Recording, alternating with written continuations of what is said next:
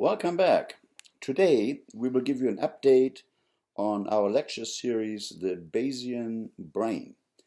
In fact, another way of putting this is the predictive brain. I'd like to review briefly with you the content of the first three lectures. You may recall that in lecture 1 we outlined the idea that perception is not just a feed-forward acquisition of data from the environment via our senses, such as hearing and seeing and touch and proprioceptive information, but rather the brain uses the incoming information to draw inferences about what's going on in the world. Inferences of causality, because it's important to decode the incoming sensory data to make sense in terms of causal contingencies in the world if you want to survive in this world. Now, the idea goes way back to Wilhelm Helmholtz in the 1800s in Germany, and we outlined the idea that perception is matching the sensory information that we receive from second to second with prior information, the so-called priors. And we outlined the utility of these ideas in understanding the glutaminergic model of schizophrenia. Now, in the second lecture, we focused on sensory-motor integration. How is it that you can return a serve of a tennis ball approaching you at something like 80 miles an hour by looking at the racket position of your opponent, the trajectory of the ball, getting your right hand, your forehand in position, and returning the serve. All these things have to be done very rapidly and rely on prior information that is already available in the brain. We also use this idea of making sense of what happens in depression. There is a bidirectional relationship between some medical illnesses and depression. In other words, depression predisposing to some medical conditions, and medical conditions such as diabetes, for example, predisposing to depression.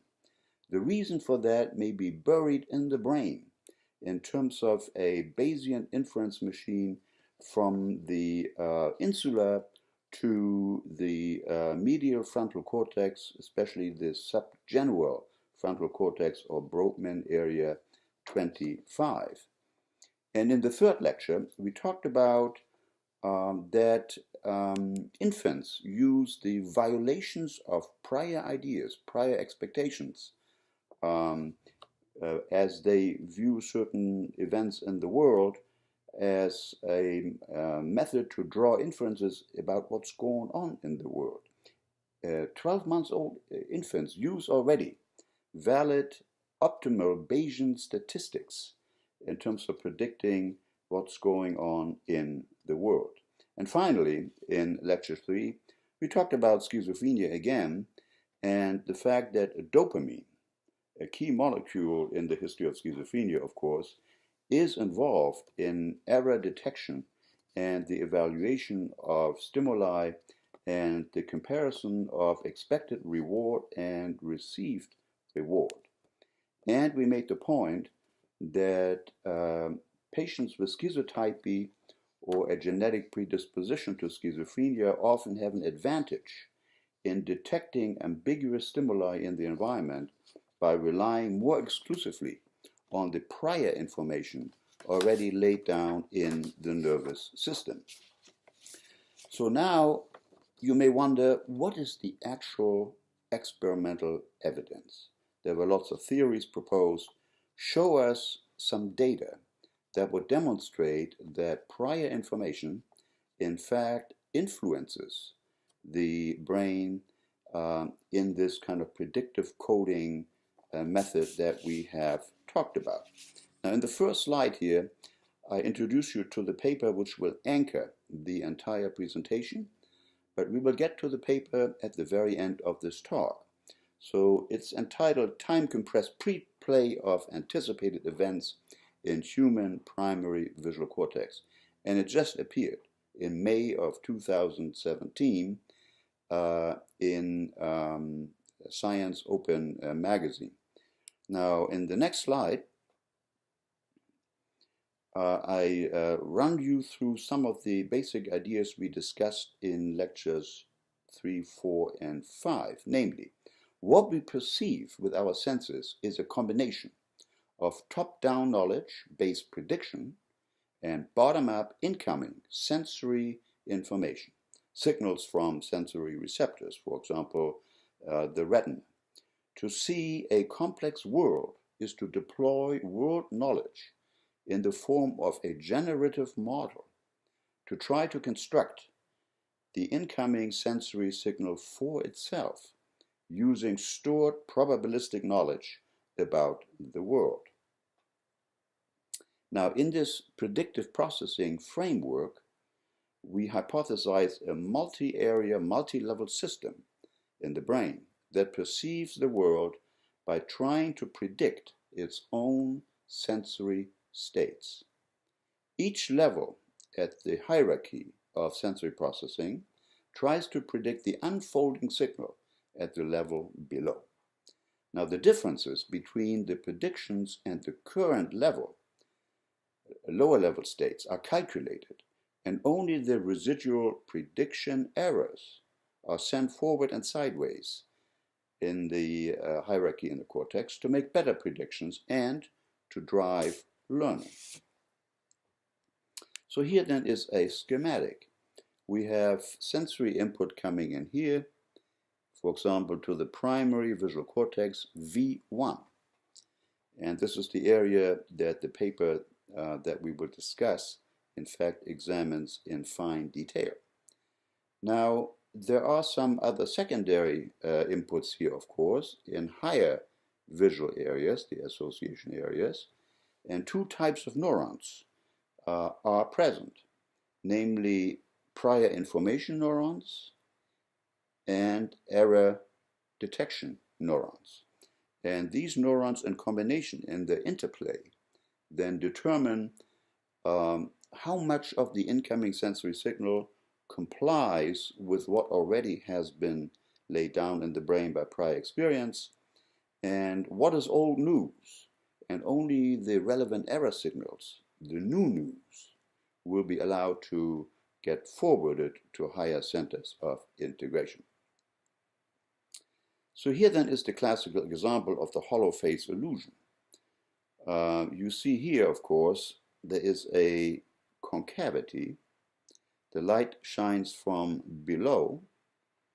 However, if you put some facial features into this cavity, going inside, the brain decodes this as a convexity. In other words, the features of the face coming out at you rather than going into a concave presentation. And that is because the brain has learned with this kind of illumination, this is what you should see. This is the famous hollow face illusion.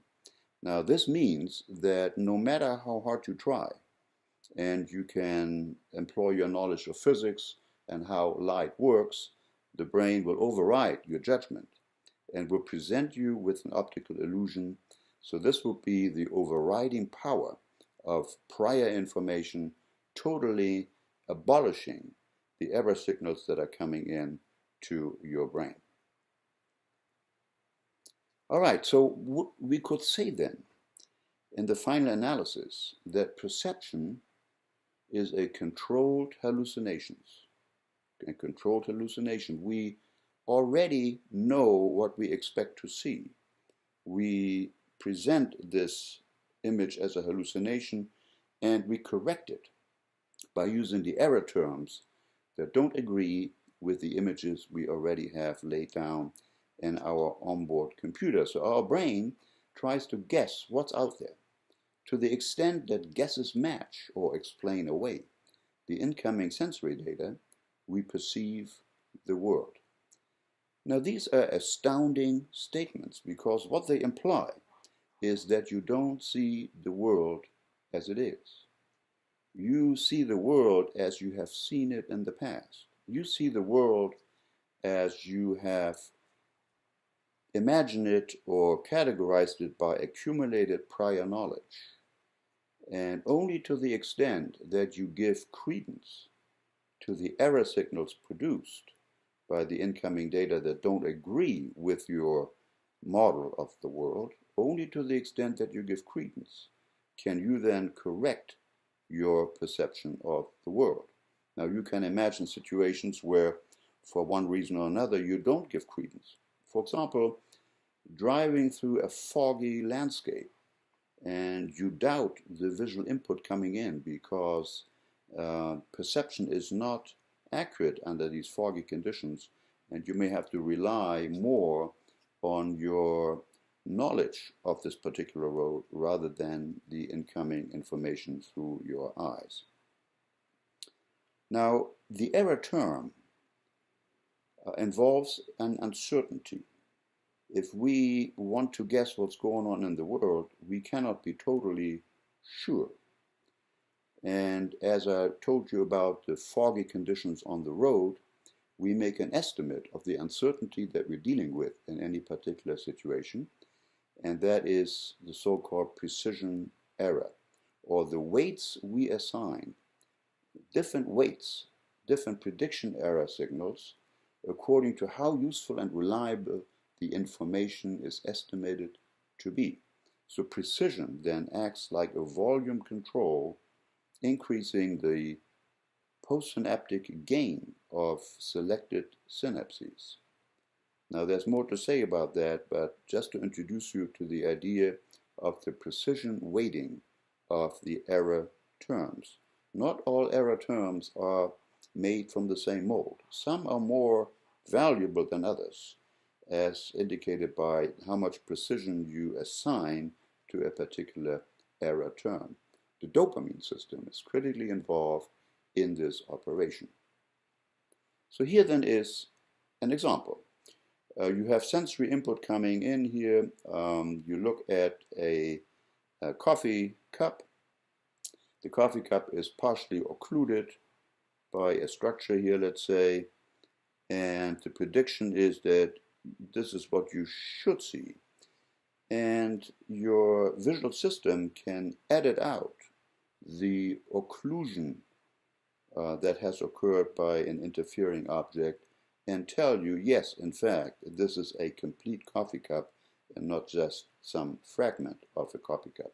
So here's then the adjusted hypothesis, and you reconstruct the complete and accurate image of the coffee cup. So that is an example of a error correction term, a Bayesian inference term that has worked well and gives you accurate, updated information of the world. Now let's look how this is implemented. By the way, here are some of the references that you can click on, which will pop up the original PDFs. Now let's look at some ideas as to how this is implemented in the brain, in the cortex, at the neuronal level. So here we have our trusty pyramidal cell in layer 5. And you can see the pyramidal cell really has two aspects to it.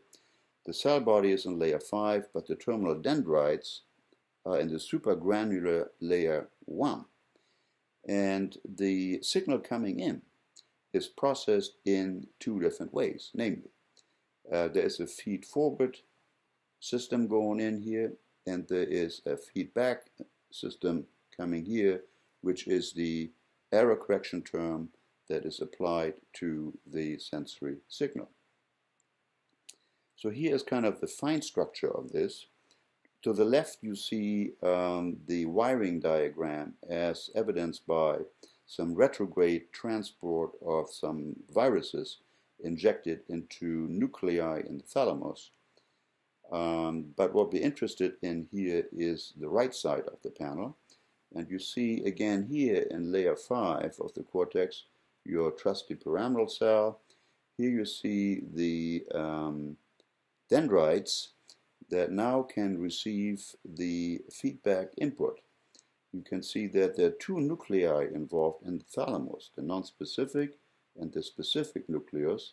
The specific one driving the sensory feed-forward input, arriving in layer 4 and perhaps in layer 5, and feedback system is then rerouted here from the dendrites back to the pyramidal cell.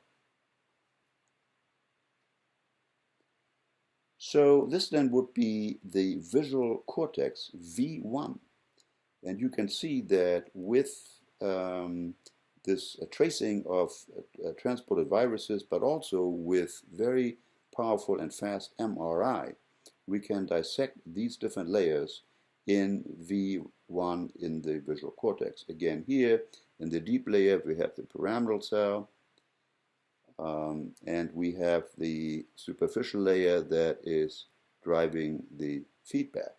The next slide. You can see what do we need to do? What does the visual cortex need to do in order to detect the presence of a predator that wants to eat you, this tiger here on the left side. And you can see there are external data coming in, fairly sparse, going forward into the visual cortex. And you get feedback from your knowledge of cats in the wild that drive the internal prediction. And when things click together here like so, you make the decision, my God, it's a tiger, and you get out of there.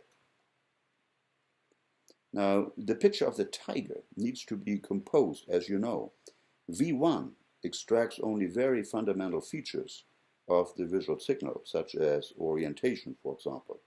As we go to higher cortices like V4, we decode color, or in V5, we decode motion.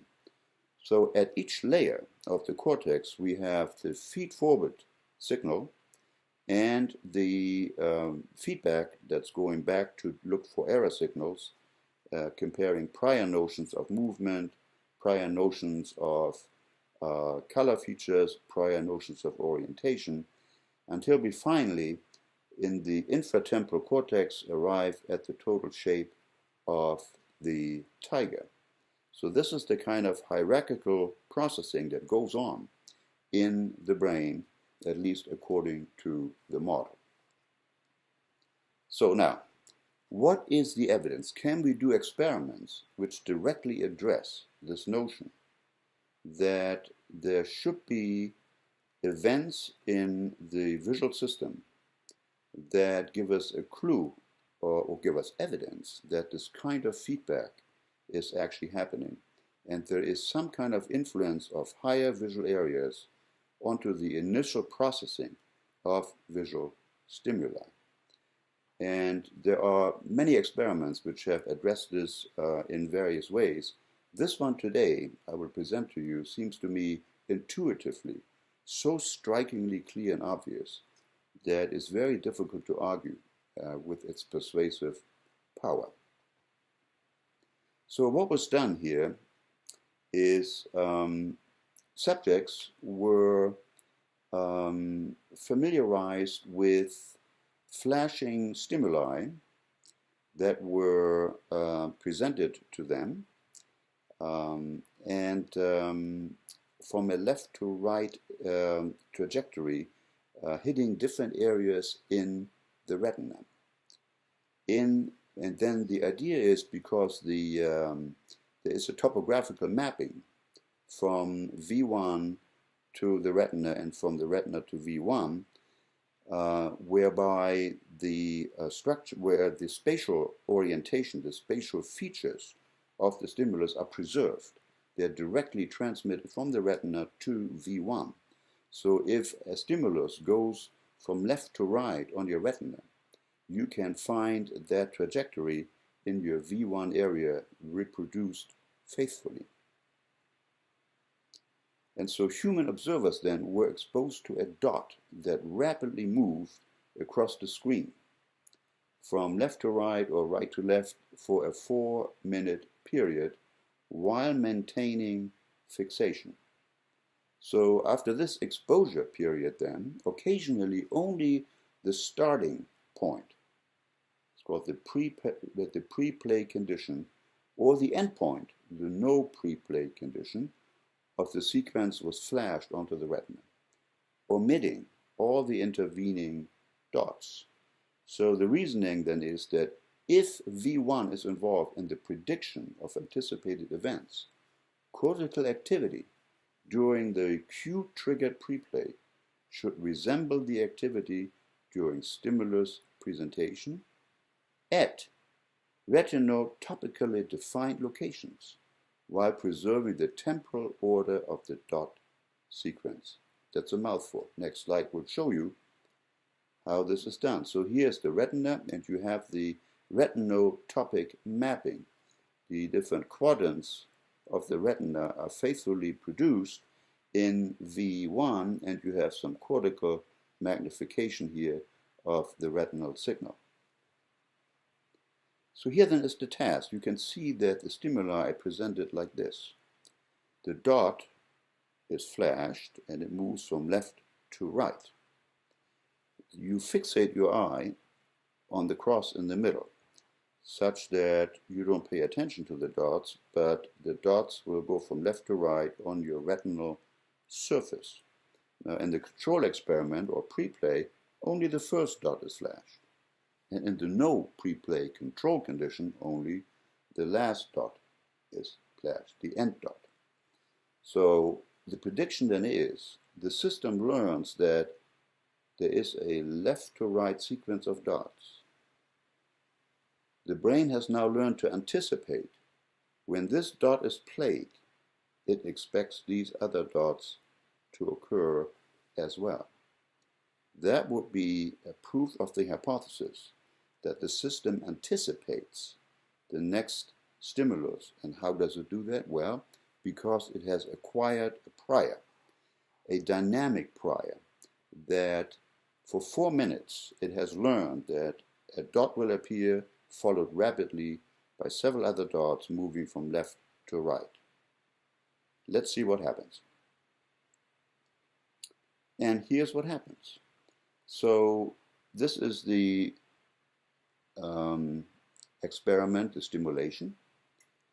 And here then is what happens during preplay.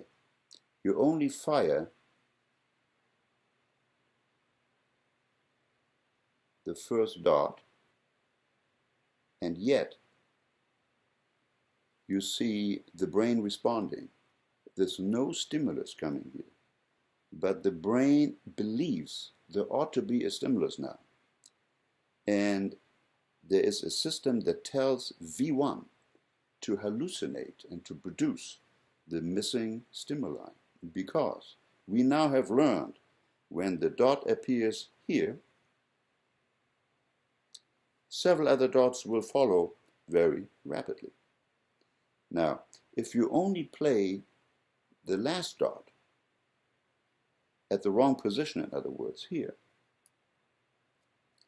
there's no preplay, because the system has not learned that a dot on the right-hand side is followed by additional dots going from right to left. Now, it doesn't get any easier than this. This is such a powerful experiment. What it shows is that the system, the brain, the visual system in the brain has learned to anticipate incoming signals, that even if they don't come in, the beginning of the cue of the sequence will trigger the entire avalanche of events that the brain has anticipated will occur. Here's another way of showing this. So this is the location of the dot, and you can see the different locations expressed in different colors here. And in the preplay here, you can see there is a good separation of the first dot, second, third, fourth, and so on. Whereas in the no preplay condition, only the last dot here shows up in the response. Now here, some statistics are now applied to this data to sharpen it up and to reduce the noise that is inherent in this response. And now it becomes even more clear that whether you attend to the stimulus, this is the attended visual field, or you put a distracting event in, you get pre-play events happening when you play the left dot. The right dot here, the normal condition will not generate this response. So in the next slide, are there any consequences? Does this mean anything for the performance of the visual system? Well, yes, it does.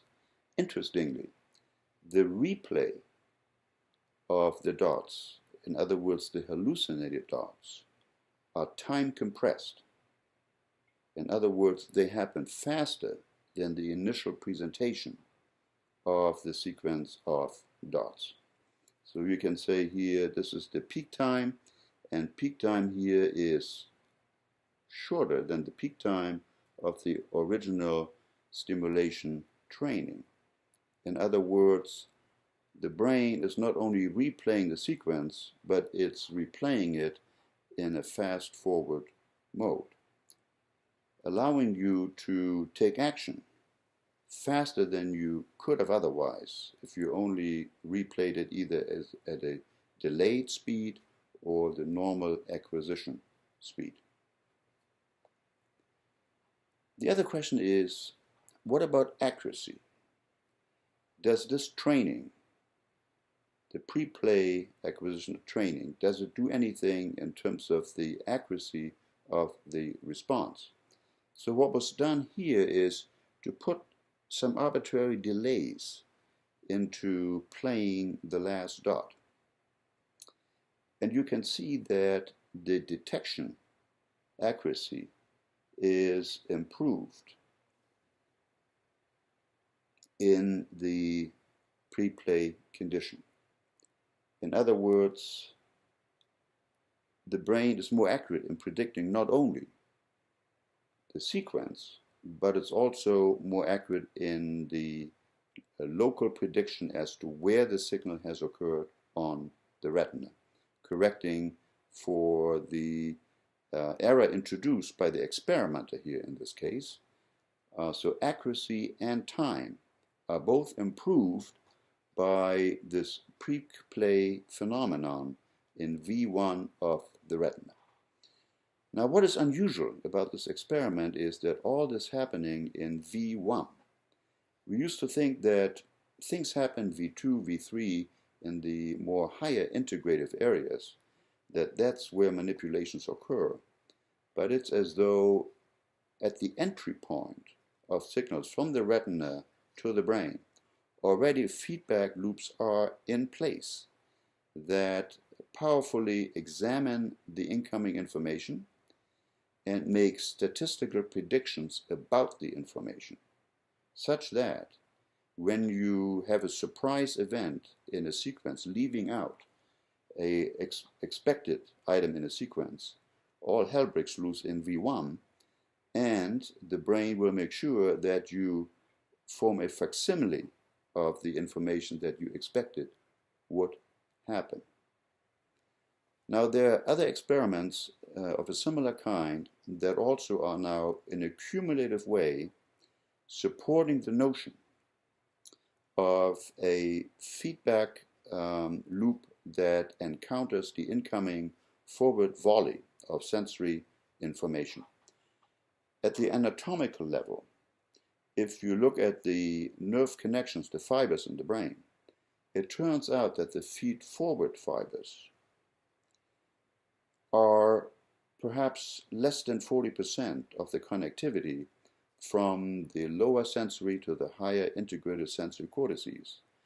It seems as though perhaps more than 50 or 60% of the connectivity is downward or feedback from higher cortical areas into lower cortical areas, suggesting that the feedback condition or the examination of the incoming signal by information already present at higher areas is extremely important to how information is processed in the brain. So this was an update then on the Bayesian brain, or the predictive brain, the predictive processing framework. This framework has been applied to many other areas of brain function, such as sensory motor integration, to the analysis of moods and affect, for example, to the formation of beliefs and many other areas. And we will expand on those in the future some more, because what this promises to be, perhaps, is an integrative model of not only sensory processing or perception, but perhaps also sensory motor integration, the formation of belief, and perhaps other cognitive functions that can all be accomplished in this particular